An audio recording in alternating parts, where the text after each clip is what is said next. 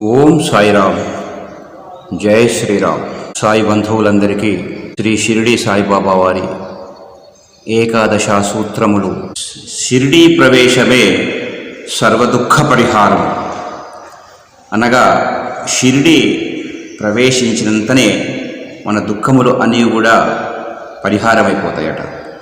ఒకవేళ మనం షిరిడీకి వెళ్ళలేని పరిస్థితిలో బాబా వారి ఆలయాలు ఎక్కడున్నా కూడా మనం షిరిడీగానే భావించి ఆ యొక్క ఆలయ ప్రవేశము చేసినంతనే మన సర్వదుఃఖములు పరిహారమైపోతాయట.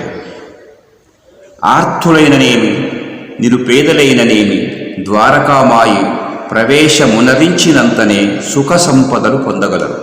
ఈ భౌతిక దేహానంతరము నేనప్రమత్తుడనే, నా భక్తులకు రక్షణము నా సమాధి నుండియే వెలువడుచుండును. సమాధి నుండియే నా మానుష శరీరం మాట్లాడు. మీరు కనుక నాతో మాట్లాడదలుచుకుంటే సమాధి నుంచే నేను మాట్లాడతా అనేటువంటి భావన బాబా వారు మనకు కల్పిస్తూ ఉన్నారు.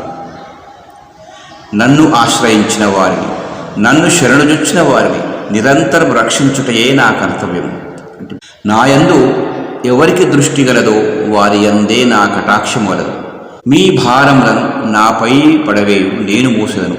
ఇంత బాబా వారు అయితే చక్కగా చెప్తున్నారంటే మన భారములన్నీ కూడా, భారములు అంటే సపోజ్ స్వామి నేను ఇల్లు కడదామనుకుంటున్నా, నాకు అది శక్తి లేదు, నువ్వేం చేస్తావు, నాకు ఆ శక్తిని ప్రసాదించు. ఇంట్లో బిడ్డ పెళ్లి పెట్టుకుందాం అనుకుంటున్నా, నా దగ్గర అంత శక్తి లేదు, నీ యొక్క అనుగ్రహాన్ని నాకు ప్రసాదించు. ఇట్లా మనం ఏది కనుక బాబా మీద భారం కనుక వేసినట్టయితే అంతా అతనే చూసుకుంటాడు, వారే చూసుకుంటారు.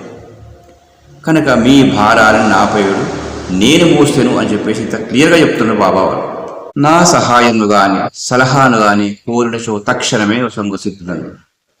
నా సహాయం కానీ సలహా కానీ అడిగి తీసుకోమంటాడు. ఏం అడుగుతున్నాడు స్వామి, నేను ఇట్లా ఫలానా దగ్గర ఉద్యోగాన్ని పోదామనుకుంటున్నాను, పోవచ్చునా పోకూడదా, మంచిదా చెడ్డదా అని సలహా తీసుకో.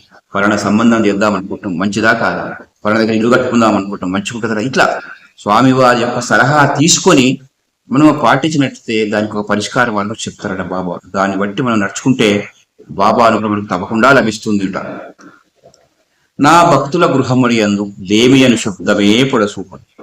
ఎవరైతే బాబా భక్తులుంటారో వారి గృహముల యందు లేమి అను అంటే తినుటకు తిండి కానీ, కట్టుకున్నటకు బట్టలేక ఎంతో దుర్భర దరిద్రము రోగాలు అనుభవిస్తూ ఉన్నాం మనం.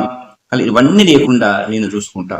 మీకు తిండికి కానీ బట్టకు కానీ దేనికి ఇటువంటి ఇబ్బందులు లేకుండా మీరు ఆరోగ్యరీత్యా అన్నీ కూడా మీ యొక్క పని విషయంలో ప్రతి విషయంలో నేను మీకు అండగా ఉండి నువ్వు నడిపిస్తా అని చెప్పేసి ఇంత చక్కగా చెప్తూ ఉన్నారు బాబా వారు.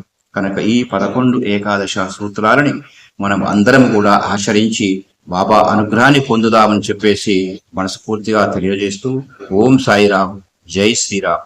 సర్వే జనా సుఖినో భవంతు, సమస్త సర్వమంగళాని భవంతు. సర్వం శ్రీ సాయినాథార్పణమస్తు.